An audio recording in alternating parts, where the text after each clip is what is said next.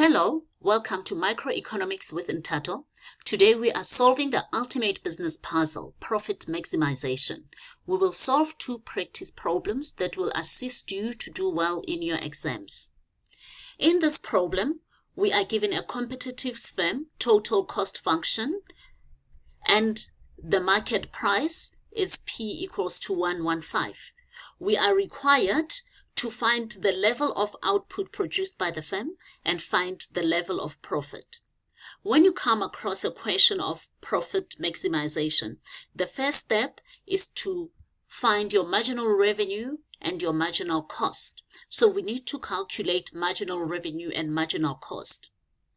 So when you look at this problem here, it tells us that it's a competitive firm. And we know that when it comes to a competitive firm, price equals to marginal revenue. So our marginal revenue is already given. It is 115. So the next step is to now calculate our marginal cost. Marginal cost is a derivative of total cost with respect to quantity. So it's a derivative of total cost which is given. So the derivative of that will give us 15 plus 4Q.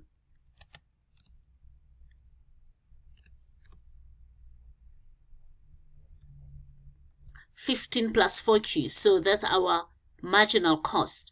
If you're wondering how we got that, so 15Q, it means it's Q to the power of 1. So we multiply that power of 1. We say 1 times 15 equals to 15. And at the same time, what we do is we say that power of 1, subtract 1, it becomes 0. And our Q falls away, giving us 15. And 2 times 2, it gives us 4. And 2 minus 1, it gives us 1, giving us Q. So that's how we calculate, we get to our answer when it comes to derivatives. So now we have our marginal revenue and we have our marginal cost. The next step is to equate our marginal revenue and our marginal cost. So we said our marginal revenue is 115 equals to the marginal cost, which we said it's 15 plus 5 plus 4Q. This gives us 100 equals to 4Q and Q equals to 25. So we have our quantity there, it's 25, and it has to be a small case Q because we are talking about a firm, not an industry. Now that we have our quantity and our price, the next thing is to calculate our profit. And we know that profit equals to total revenue less total cost. So to get our total revenue, we know that revenue equals to price times quantity. And we already have price, which we said it's 115. So it's 115 times quantity, which is 25. And that, ladies and gentlemen, it gives us 2875. And to get our cost, we have our total cost here, our total cost function, and we have already calculated our quantity at 25. So all we do is to substitute this 25 into our equation here, and that gives us cost equals to 1,450. And now we can calculate our profit, which then will equal to 2875 less 1450, and that will, ladies and gentlemen, will give us a profit. The firm is making a profit of 1425. So you can see this is easy to follow. So the first thing that you do is you find your marginal revenue and your marginal cost, find your quantity and price if price is not given, and then lastly you calculate your profit, which is total revenue less total cost. Let us look at the second problem. In this problem, we are given a monopolist total cost function, which is this one here, and the demand curve is P equals to 81 minus 2Q. So we need to calculate the monopolist profit. Remember, the first step is to calculate the marginal revenue and the marginal cost. Let's start with marginal revenue. Marginal revenue is a derivative of total revenue with respect to quantity. So we do not have total revenue. So the first thing is we need to calculate total revenue, and we said total revenue equals to price times quantity. So we have our price, which is 81. We'll put that in brackets, and it's 81 minus 2Q, multiply the whole thing by Q. Would you agree with me? Because that is P. 81 minus 2Q is P multiplied by Q. And what we get is 81Q minus 2Q squared. So that's our total revenue. So now our marginal revenue given total revenue, as we said, marginal revenue is a derivative of total revenue with respect to Q. So it will give us 81.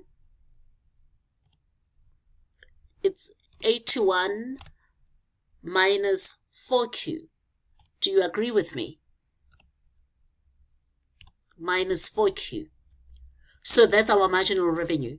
The next thing is to calculate our marginal cost. And we said marginal cost is a derivative of total cost with respect to quantity. And this is our total cost here. So what does it give us? It gives us 6Q. It's 3 times 2. It's 6Q.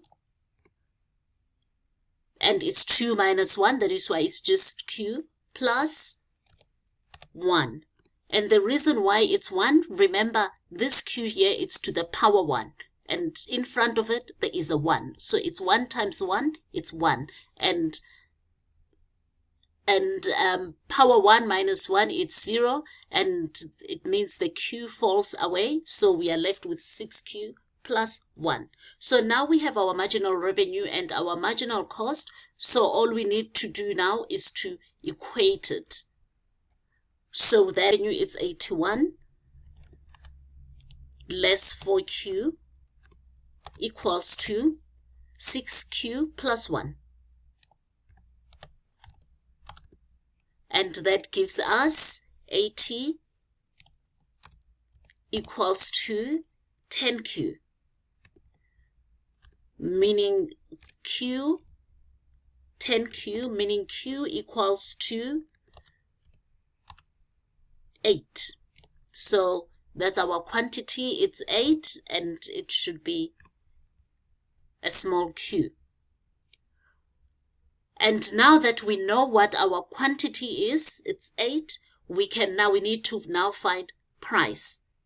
And we said P, it's given already, it's P equals to 81 minus 2Q. So what we do now is we substitute this 8 into this equation here. And what we get is P equals to 65. So now we have our price, our quantity, and we have our price. So the last thing that we do now is to calculate our profit, which we said equals to total revenue less total cost.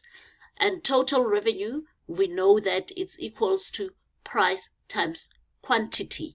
And price times quantity, we said it's 65 multiplied by 8.